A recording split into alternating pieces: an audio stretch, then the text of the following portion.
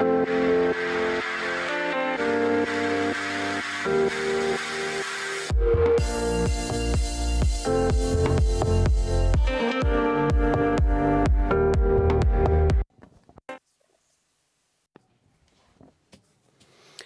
everyone, and thank you for joining us on this canal to follow this session of the 20th economic session organized by the Cercle des économistes, exceptionally in Paris from the radio. Normally, the sessions are due in Aix-en-Provence, but because of the pandemic, we had to change our habits. So this session, as you're well aware, is devoted to inequalities, regulating inequalities precisely. The subject is a hot topic because of the crisis. Before handing the floor to Pierre DOCKÈS, who's with me in the studio, you're from the Cercle des économistes, and you'll talk about the subject in a few minutes. But let me first introduce our speakers who'll be with us for an hour. Elsa FORNERO, who's a professor at the University of Turin. You were a Minister of Labor in the government of Mario Monti. With us also Bibek DEBROY, who's an economist and the president of the advisory board of the First Minister in India. We also have Kevin Snyder, who's world associate for McKinsey and Company based in Hong Kong. You worked especially on growth, productivity, and innovation in China, and also on the topic of diversity. And we also have online STABILE, who's a teacher in INSEAD and specializes in inequalities of wealth, and you worked on fiscality, health, and education. We'll also hear Gabriel ZUCMAN, who's a professor of economics in Berkeley, University of California, and his research focuses on accumulation, distribution, and taxation of global wealth, with a measurement of wealth detained in tax havens.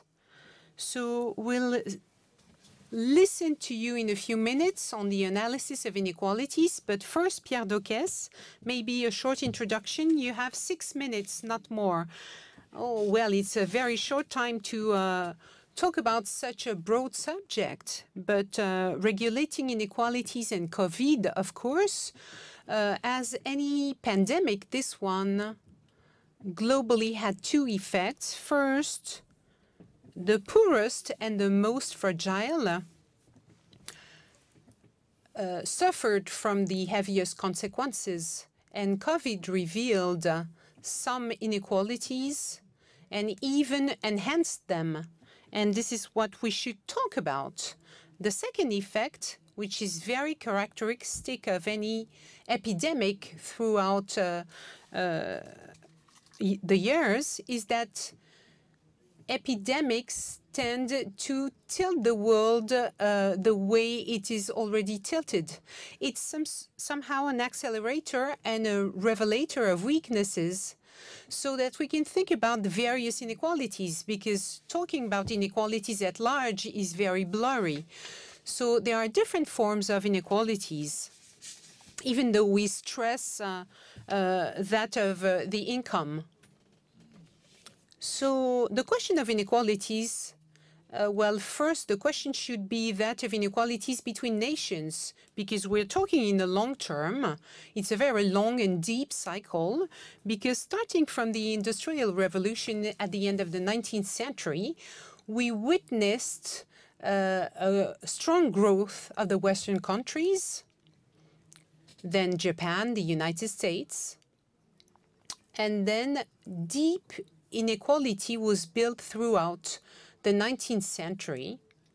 And starting in the 1980s, we witness the emergence of countries such as China, India, the Southeastern Asia, Africa, and so forth.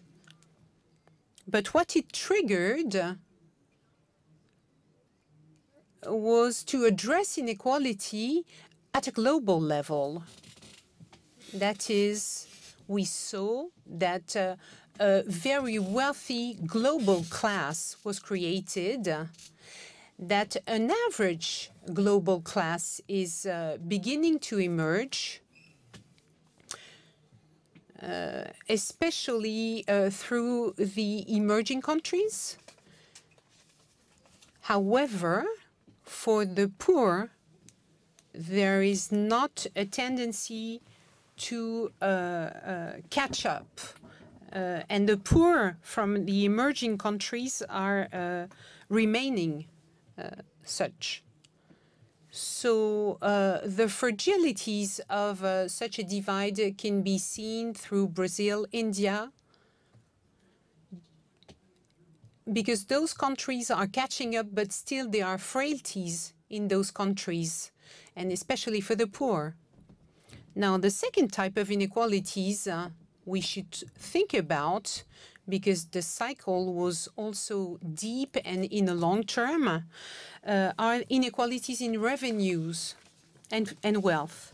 So the phenomenon is quite precise concerning those international inequalities, because between 1914 or 1920 and the 80s, there was a very strong drop of inequalities, because in 1914 they were very strong. And this is due to the deep changes in capitalism throughout the period mentioned by Count Polonelli. And the phenomenon is really deep,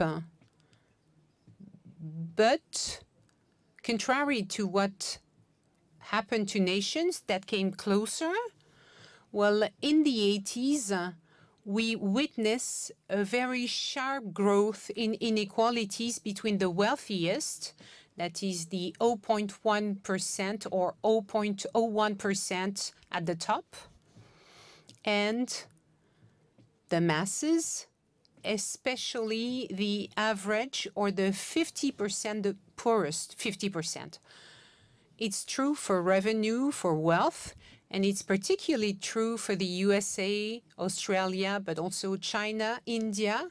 So there is a strong divide in inequality in wealth and income.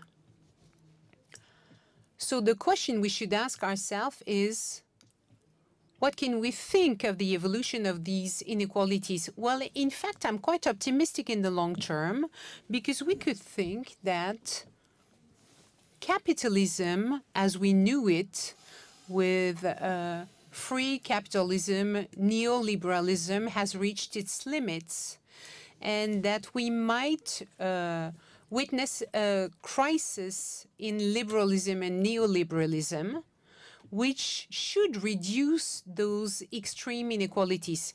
And I'd like to finish saying that there are two other types of inequalities. That is, first, intolerable inequalities in terms of skin color, race, ethnicity, or gender. Those are categories of inequalities which are fundamental because they play upon wealth and income, but not only. And then there are distortions, geographical and territorial distortions, such as we saw with the crisis of the yellow jackets, showing that the public service offer is completely different within a nation, which created very deep inequality. And that's what Amartya Sen, a great Indian economist, showed when he talked about capabilities. And those are weakened for the 50 poorest people, and that's a main issue with the COVID. Thank you very much for being so precise and respecting the time so that everyone can have the time to speak correctly and detail this subject and talk about this regulation of inequalities. You were talking about emerging markets, and we'll come back to that with our guests, among which Bibek DEBROY, who's part of the advisory board of the Prime Minister in India. But first, we will listen to Gabriel ZUCMAN, who's a professor of economics in California, in Berkeley, and he'll give us his opinion on this specific topic. Gabriel, thank you for being with us. First, coronavirus increased inequalities throughout the world. Now, what can be the solution to remedy this? Yes, indeed, you're right. This coronavirus has reinforced two main trends. That is the increase of inequalities on the one hand, and the increase of concentration of economies in major companies on the other hand. So we need financing. SMEs were closed, small businesses were closed, the turnover collapsed. But then, on the other hand, the internet, Amazon, Facebook, Walmart in the United States, saw their turnover explode. So we see this trend of the concentration of economies. Now, inequalities, global inequalities are a phenomenon that we saw since the 1980s in the US, in France, but with different levels. Of course, there are stronger inequalities in the US than in Europe. So we are trying to find answers in terms of public policy and in terms of tax, which will play an important role. Throughout the crisis, government took measures to support the economy, measures that were necessary.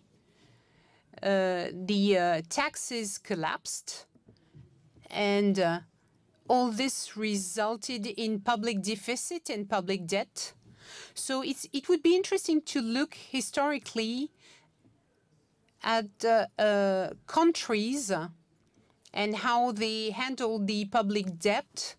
After the Second World War, the German example retrospectively shows that Germany was quite efficient, and to handle the debt they inherited in the first half of the century, decided to tax great wealth. Conversely, France decided to have inflation at the end of the 40s and also in the 50s and the 60s. But in this case, public debt was handled through inflation, whereas Germany chose taxes.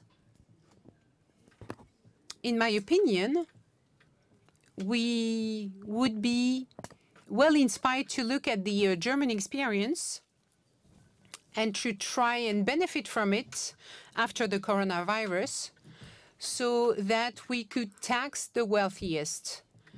And that's the proposal that my colleague Camille Lambret and Emmanuel Says and I offered. We described planning to tax the wealthiest, and the idea would be to tax the 1% of the wealthiest people. So if they have 2 million euros, they would not pay, but if they have more, they would pay, and it's only 1% of the population. We could talk about 1% tax beyond 2 million, 2% beyond 8 million, 3% if you're a billionaire. And with such a tax, we could generate 1% of the GDP only by taxing 1% of the wealthiest European. And it would mean, if we use this stack throughout 10 years, it would mean 10% of GDP. So it would be a way to handle the coronavirus, but it would also be beneficial for education and health. So in my view, this would be an answer to the coronavirus that is using the fiscal tool, and especially progressive and temporary taxes on the wealthiest.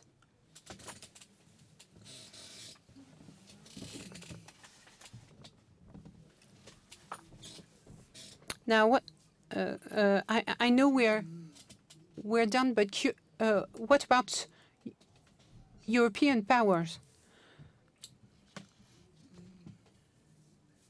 Well, in fact, we're asking the question. There are debates in various countries, in Germany, in France, on the question of taxing the wealthiest estates, so as to answer the debt asked by the coronavirus.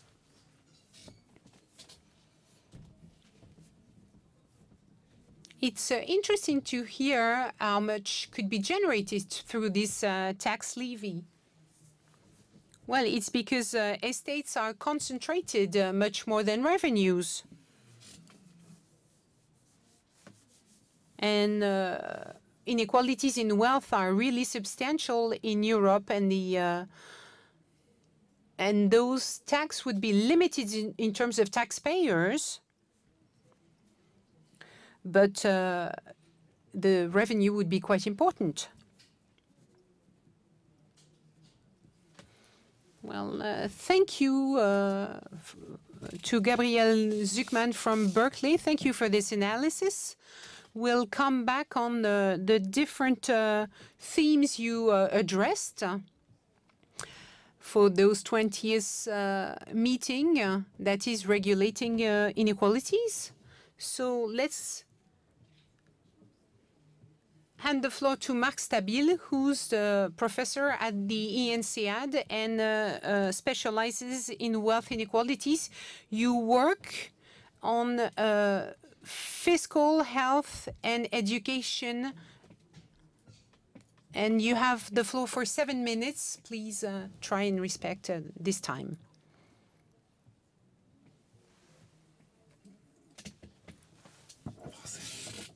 Me well. I want to pick up where Pierre and Gabriel left off, talking about inequality and the relationship with COVID. And let me just say from the outset that it's interesting how quickly the conversation around inequality and COVID has changed in the last few months. A few months ago, there were many people that were saying that this disease was a great leveler, that everyone was at equal risk. And that clearly isn't the conversation today. And I think now that we recognize that everyone is not at equal risk and that those differences are quite important. And I want to use my time to just put a little bit more detail on what has already been said around those differences. And the first thing that I'd like to highlight is understanding how the same features that contributed to the rise in inequality also contributed to the way in which we managed and are still managing COVID-19. Pierre said in his opening remarks, and Gabriel also, that there was this rise in inequality in the income share of the very top over the 80s and 90s and continuing for some countries. There was similarly a decline in the share of income held by the bottom 50% over that same period. And there continues to be a debate over exactly why this happened at different times. And of course, the story in different countries is a little bit different. But two features of that rise need to include some market forces, such as automation and globalization, and then importantly, some policy decisions that many countries took, such as decreases in tax rates and tax bases. And this gets back to the wealth tax issue that Gabriel brought up. Now, in terms of the market forces, such as automation and globalization, and in fact, we set up conditions there that when travel and global supply chains and interconnectedness was no longer possible, we faced greater complications and shortages, both inside the medical sector and in the general economy, than we might otherwise have faced, and that led to an even harder hit from COVID-19. The policy decisions, the decreases in tax rates and tax bases, this reduced the size in many jurisdictions. I'm not speaking exclusively about France by any means, but across the world, reduced the size of welfare states, make public services more lean and efficient. This is particularly true, although not exclusively true, in the healthcare sector. It also reduced the support for the needy.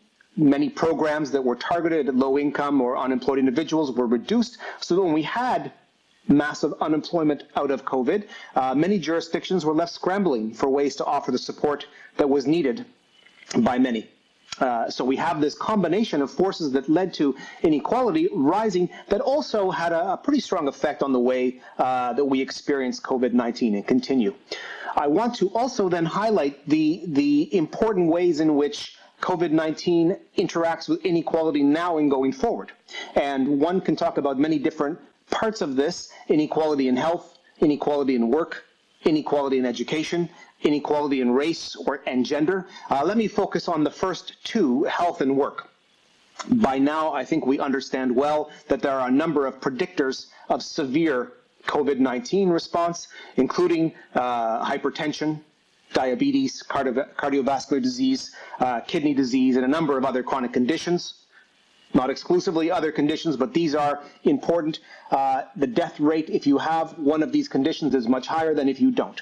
The point I want to highlight is that even in countries, wealthy countries with universal healthcare systems, the probability of having one of these chronic conditions is, to use Canada, where I'm from as an example, 65% higher if you are in the lowest income quintile than if you're in the highest income quintile. And so it isn't just that the sick are more at risk, it's that the sick are concentrated among the lower income individuals. And so this is one way in which, importantly, in which COVID-19 and inequality interacts.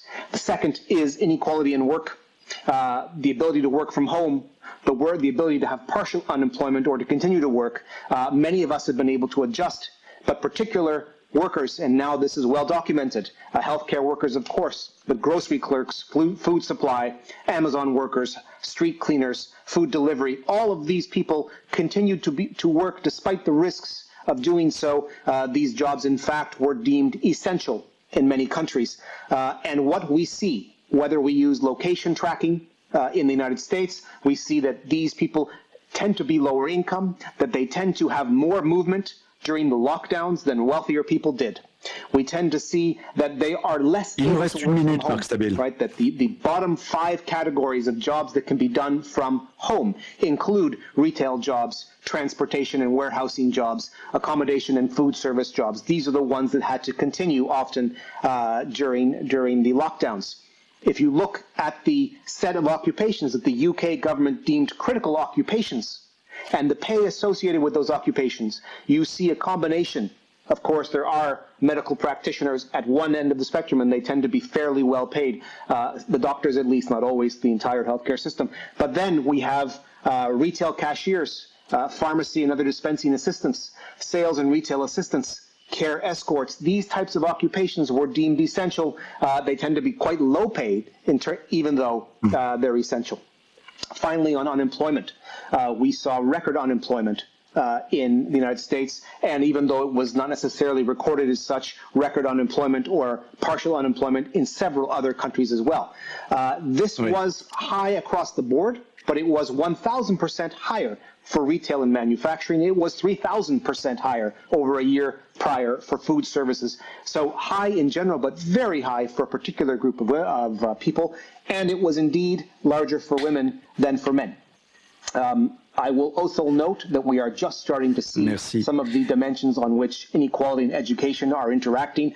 Time will tell whether the long-term effects of these play out for disadvantaged children or not. And so, to summarize these remarks, right, Merci beaucoup. Oui, alors pour résumer très rapidement, s'il vous plaît. To the way in which we're managing COVID today. Indeed, our policy choices before are affecting our experience today, and the probability of exposure and symptoms and more serious symptoms, if exposed, is in fact also not equal, but in fact very unevenly distributed towards people who are forced to work, towards people who have underlying conditions. I hope in the discussion afterwards we can spend a little bit more time on some of the proposals coming out of this, including wealth taxes, and I would put on the table two others very quickly. Carbon taxes, which many governments are talking about, and also thinking about the actual market conditions for these workers, their wages, their contracts, prior to the tax and redistribution system that has to kick in. Thank you very much. Merci, Marc Stabile, professeur à l'INSEAD. Thank you, Marc Stabile. We will continue with another testimonial. We're talking about emerging countries. Proposed that we listen to Bibek DEBROY, economic advisor to counsel to the Prime Minister. Mr. DEBROY, what are the trends, the tendencies in terms of inequalities in India? And I would like to please respect the time you have, 7 minutes. Very sorry. Thank you very much. This conference, and good evening from Delhi. Thank you for also recognizing that different countries and people who work in different countries have different experiences, and therefore their reactions towards the issue of inequality also tend to be different. In fact, the very title of the session, Regulating Inequality, in my view, reflects a value judgment that inequality in some sense has to be regulated. As has already been said, inequality has several different dimensions, and given the limitations of time, I am deliberately not going to talk about the cross-border issues, although they are important.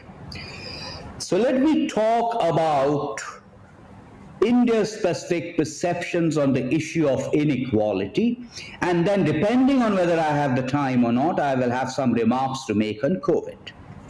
I think the first thing to realize is if we are going to talk about inequality, we have to pin down the variable that we are talking about.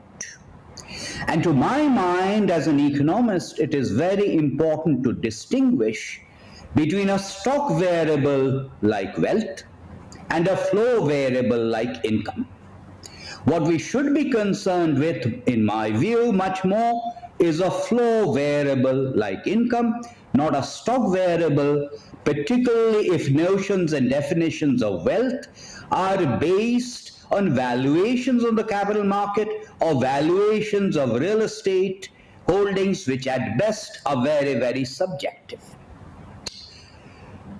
So far as inequality in India is concerned, I think you must also appreciate that, like several other countries in the world, we do not collect data on income distributions. We collect data on consumption expenditure. So if one tells me that inequality in India is going up, I would say that cannot be true because we do not have data on inequality of incomes. So it would be someone's estimations with several assumptions. Having said this, do we mean inequality in distribution of income, let us say in terms of personal income distributions, or do we mean spatial? To my mind, the experience in India is that the spatial inequality is much more important than inequality in distribution of consumption expenditure, which with data problems does not show any remarkable increase except some increase, limited increase in urban areas.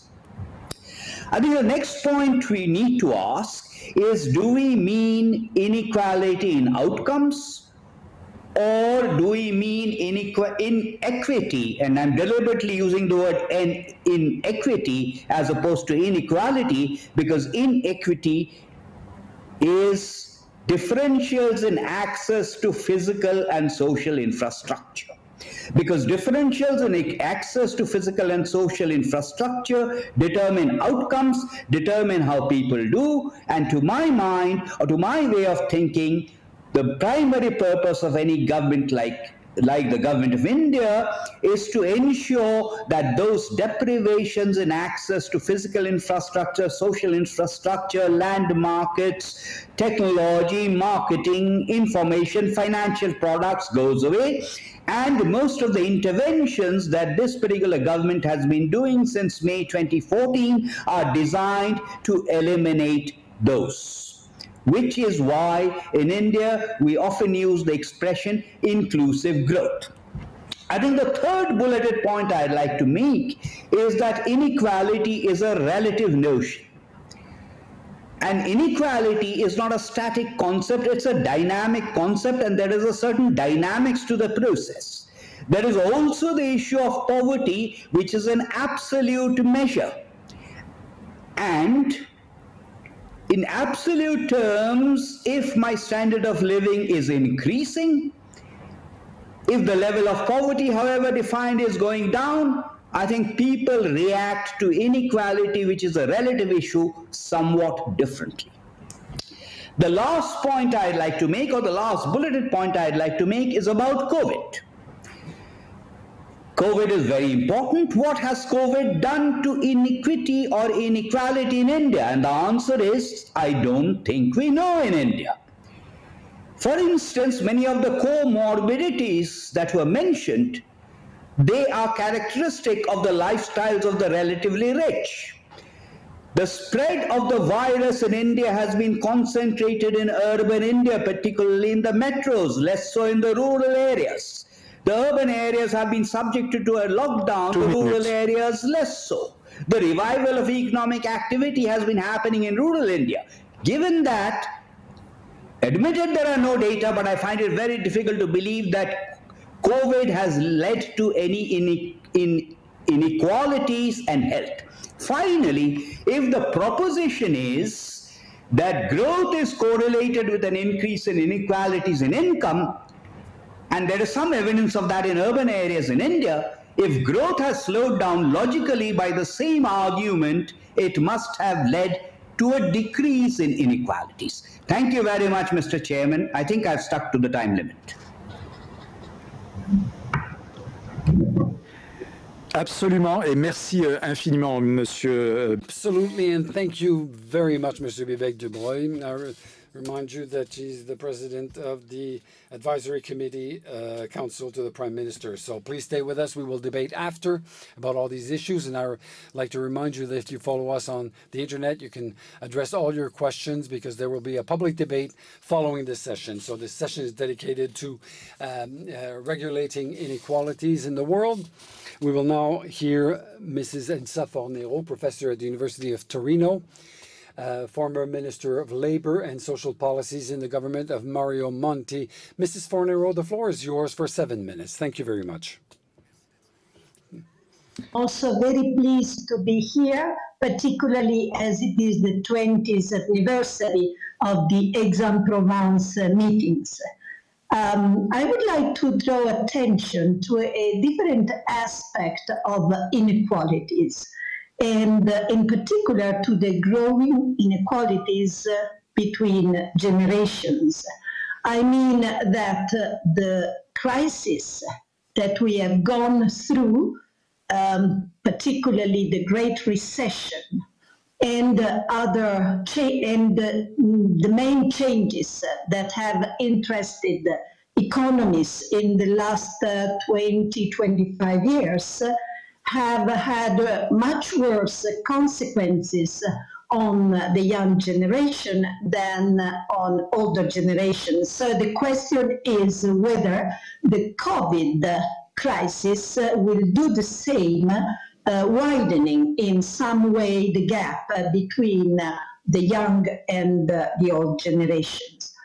First of all, there are reasons for this gap. The first is that older generation have had, and maybe still have, a, let's say, more stable occupation, job, and a steeper earning career, earning wage, while the young are most of them in much more precarious jobs with interruptions, and sometimes they are not even eligible for unemployment benefits. Second, demographic changes have increased the number of older people in society, and so have increased their political weight. Furthermore, there's been an increase in pension expenditure, while this is almost general in Europe, an increase in pension expenditure, while there's been a decrease in the overall expenditure for education. And finally, the responses to the 2008-12 crisis have somewhat protected the older generation, while because of, let's say, austerity measures, have left less resources for the young. And the statistics have even cruelly shown this gap. For example, in many European countries, youth unemployment went up to 40%, and the number of young people outside both education and the labor market have gone up to 16-17%, meaning a huge loss in terms of economic GDP, which somebody has estimated in 150 billion. And the response to this from the European Union has been particularly weak. In practice, only the youth guarantee, which has mixed result, has been enacted at the European level. So the question is, okay, will the COVID crisis increase this gap, which is already wide?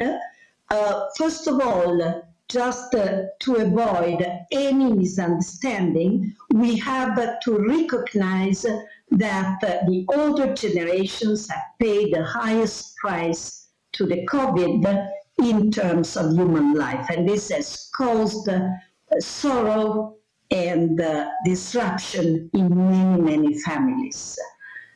However, I am concentrated on the economic consequences.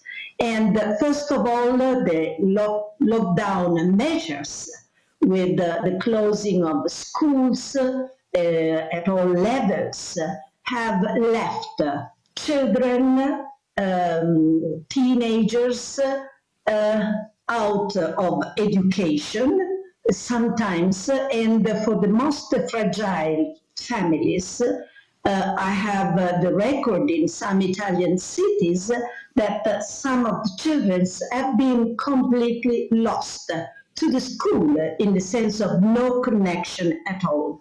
And this can create long-lasting consequences on their life and their also potentiality towards work.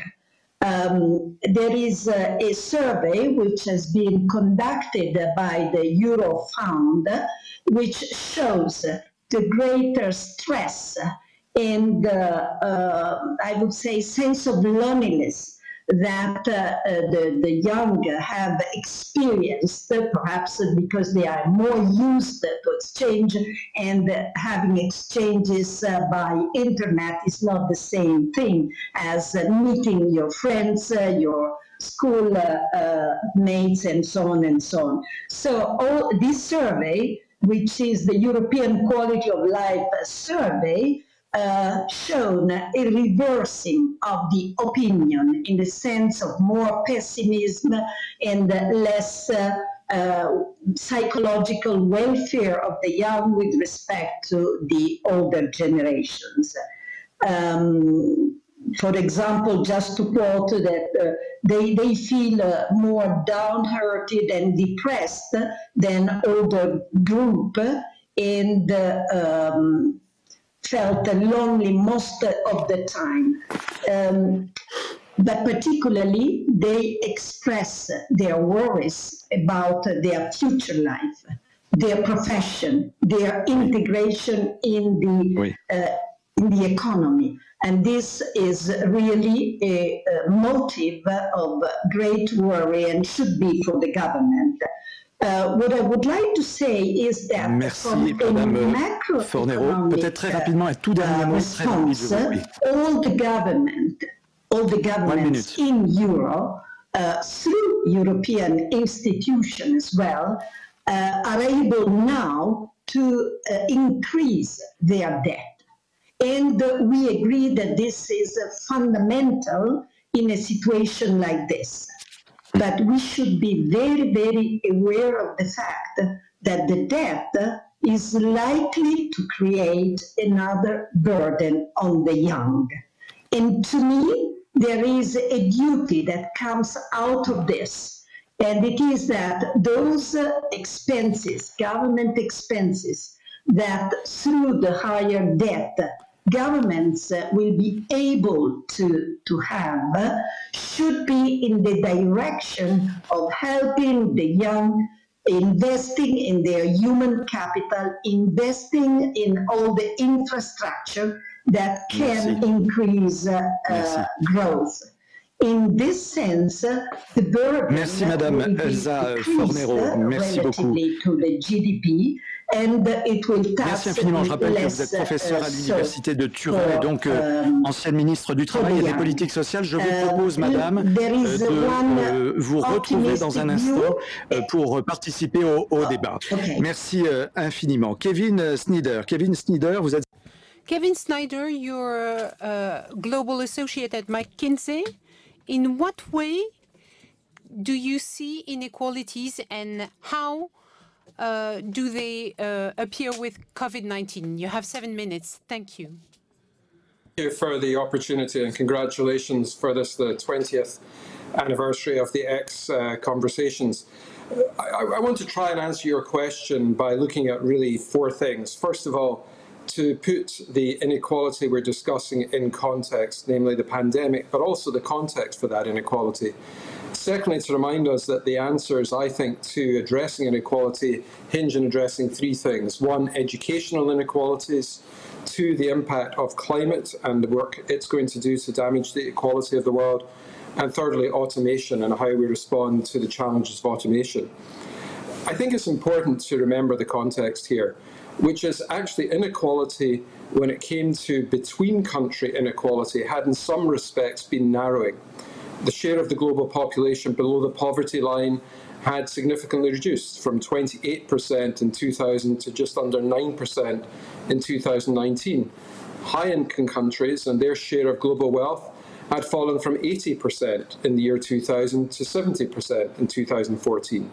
And average incomes globally have also converged. I think it's important to remember that backdrop, partly so we don't take actions that actually lead to damaging the diminishing inequality between countries. But of course, a lot of what we're talking about is the inequality that exists within countries, and undoubtedly I agree with all that has been said. That has been growing.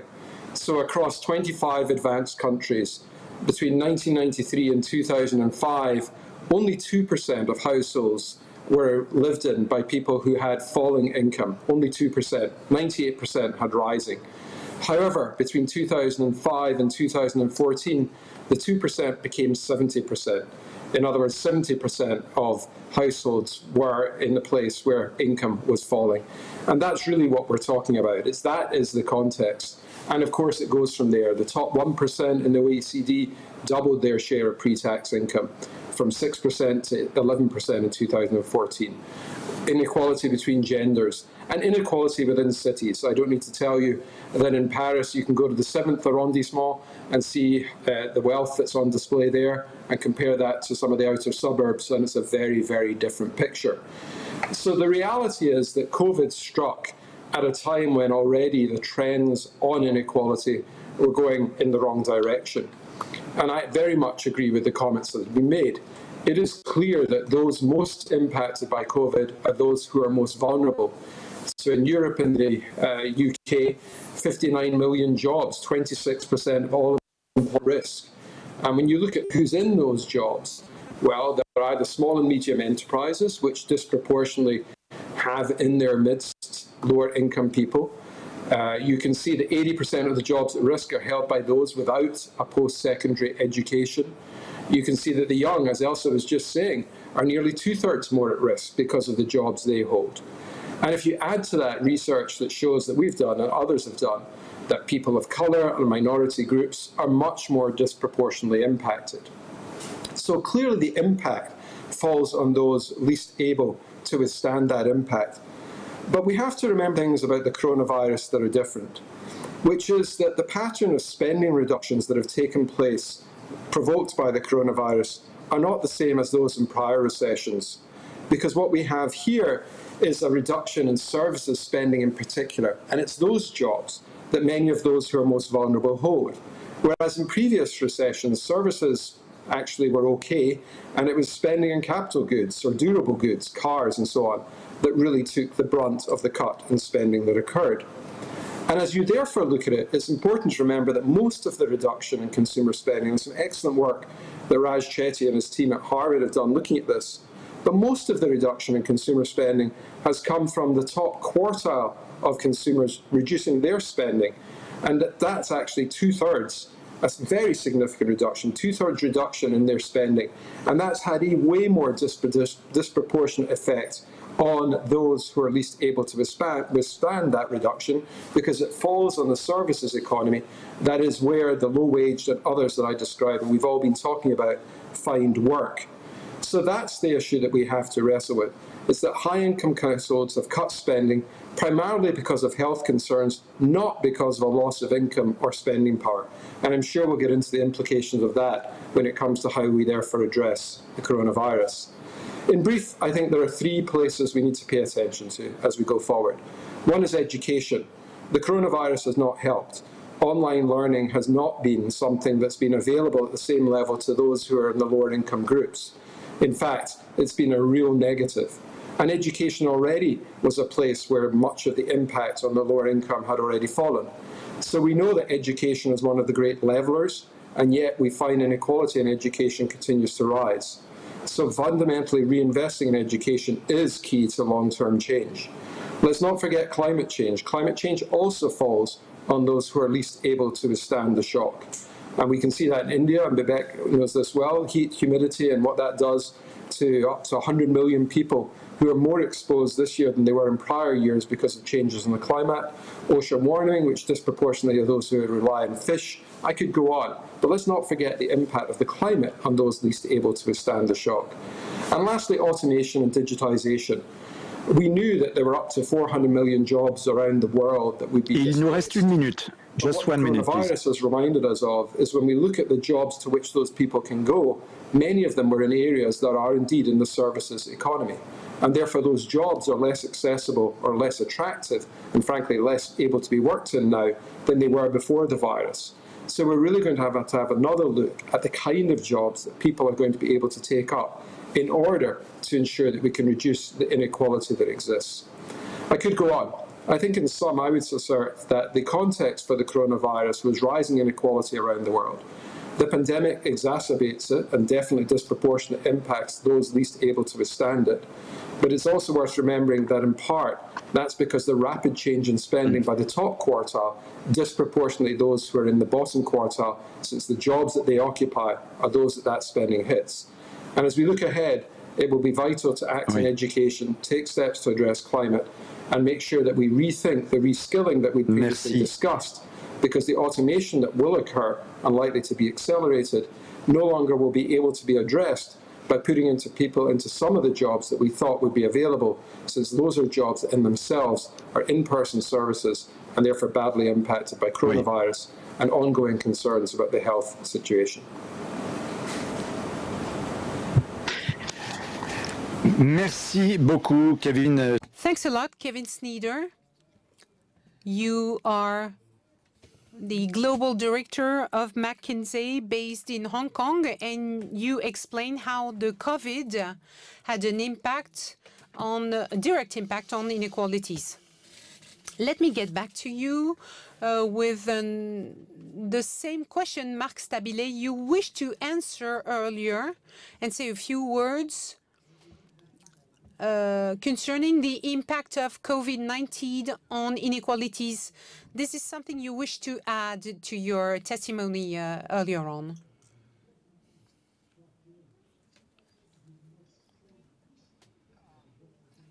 Part of the question, but let me say something about the impact of COVID-19 on inequality and respond in part to some of the comments made by my colleagues. So first of all, let me recognize it's quite clear that the experience in different countries is different.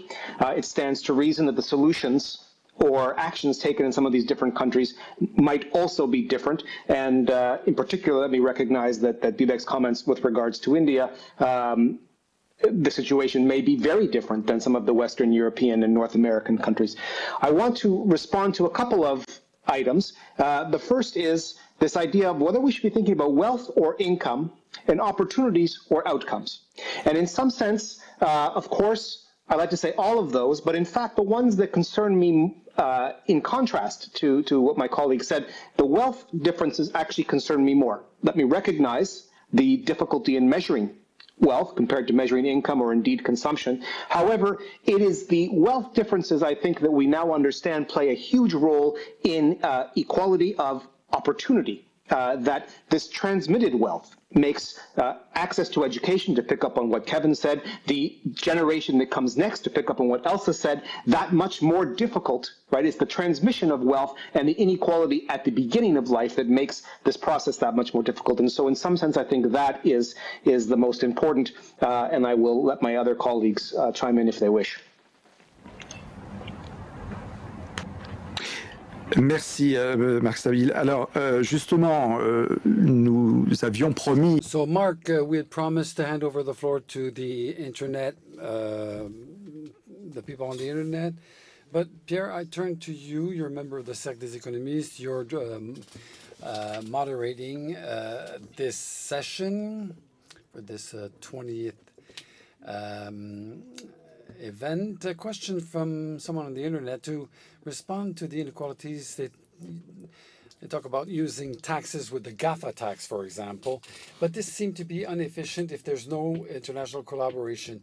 The tax union, whether worldwide or European, is it can we consider it, or how can it emerge? So this is raises the issue of taxing the tax policies. Well, I can answer in twofold. First of all, tax measures must be addressed according to the country. You know, it's obviously not the same situation in India or in the U.S.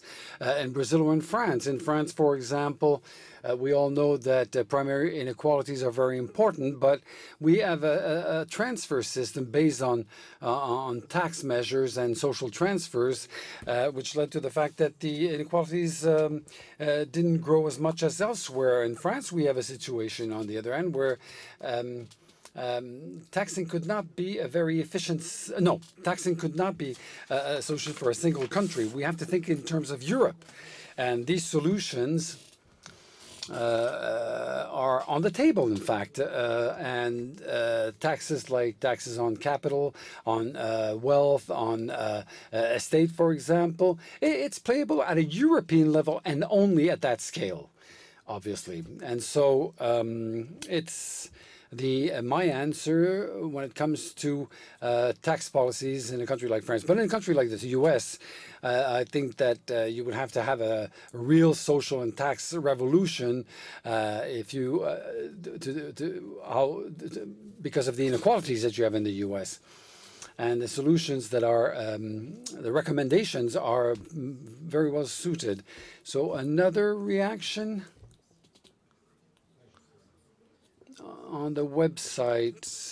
No, I have a question for Mr. SNEADER, Kevin SNEADER, the director of the McKinsey cabinet in Hong Kong. So there's a question that is directly addressed to you. The company you work for advises the largest corporations and governments in the world. How do you explain that your client can't manage to solve the issues that you've identified? We'll hear your answer, Mr. SNEADER. reality is these issues are structural and long-lasting. And I can honestly say to you that they're going to require a significant amount of work. I've personally looked at this from many angles. And I think when you listen to the conversation we have today, it's not something that can be solved by the actions of any individual corporation. There's a series of steps. Part of it, of course, is the tax conversation that we've had. Part of it is the role of business and how we actually think about the role of business in the broader society and how it contributes both from the point of view of creating employment, innovation, entrepreneurship. I think all of that matters too. So these are long-standing issues. They're not going to be solved quickly. And I can say to you that many have tried and sought to solve them over the years. And now what I think we have is a renewed energy around some of the fundamental questions. And that's what we've been discussing today.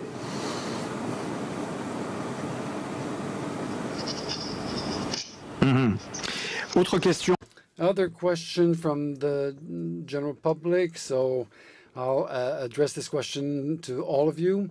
So strong interconnections between the increasing disparity in revenues and income, unemployment, and social instability have been demonstrated recently. A connected world, furthermore, creates more expectations, which generates a social risk. So how, in your opinion, can we act efficiently in this kind of context of immediateness? You know, this is, people talk about the dictatorship of immediateness. You know, who would like to take up this question? The floor is yours.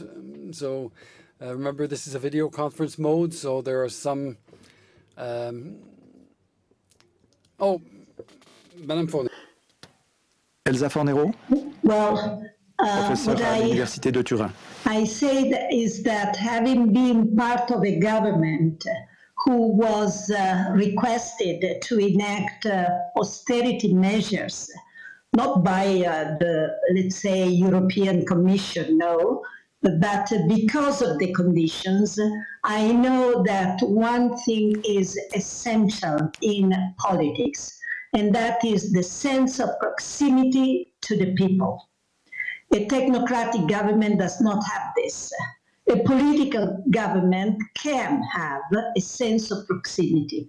And the sense of proximity is given by first saying the truth and not lying to the people, saying that everything is easy to solve, now explaining the difficulties, but also saying, okay, we will do our best.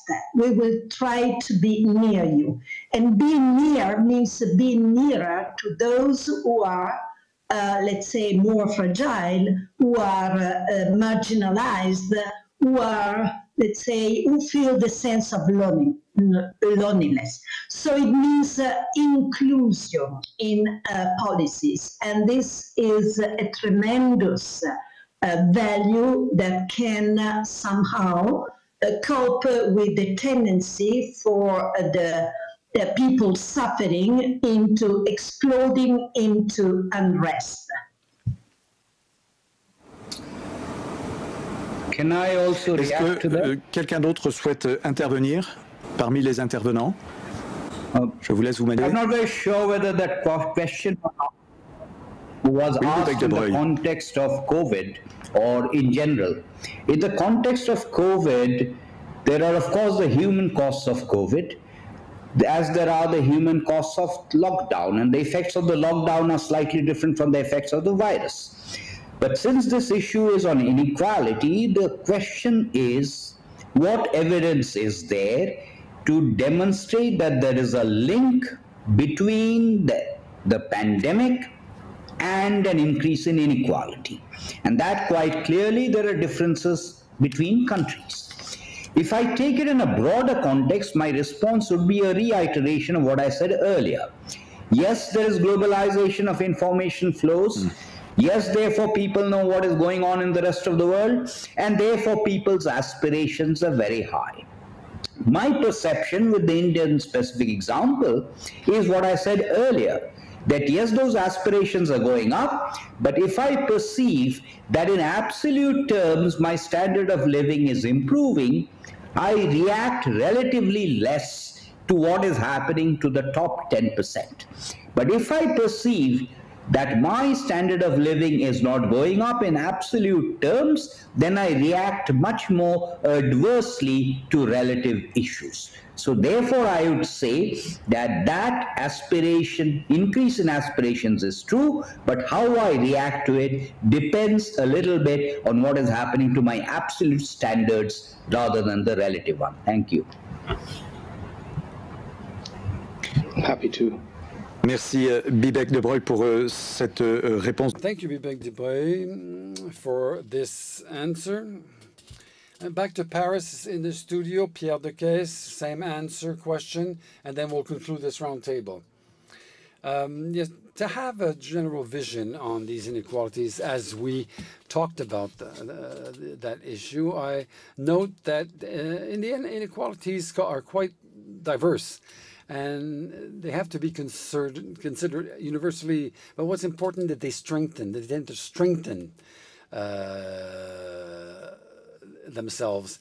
The inequalities of wealth, estate, territorial, professional inequalities, inequalities between nations, social inequalities lead to the fact that some are end up in tragic situations. Let's talk about a woman alone with children of originating from immigration, from an emerging countries. We see that there's an addition of inequalities giving rise to situations that can be absolutely dramatic.